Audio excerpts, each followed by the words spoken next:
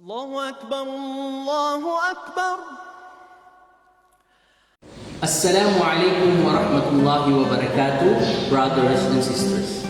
Alhamdulillah, we thank Allah subhanahu wa ta'ala for allowing us to reach the blessed month of Ramadan. A month where time is precious and rewards are multiplied. Ramadan is not just about abstaining from food and drink. It is about disciplining our time.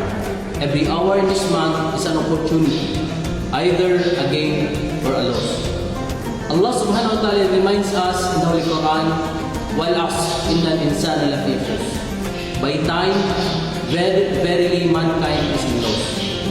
The successful believers are the ones who invest their time wisely in prayer, reading the Holy Quran, dua, charity, and good character. Even small deeds done consistently in Ramadan carry great reward. Let us reduce what distracts us and increase what draws us closer to Allah subhanahu wa ta'ala. Use your time to pray, to read and reflect the Holy Quran, to serve others, and to seek forgiveness, especially during iftar and the last third of the night. Wassalamu alaikum wa rahmatullahi wa barakatuh.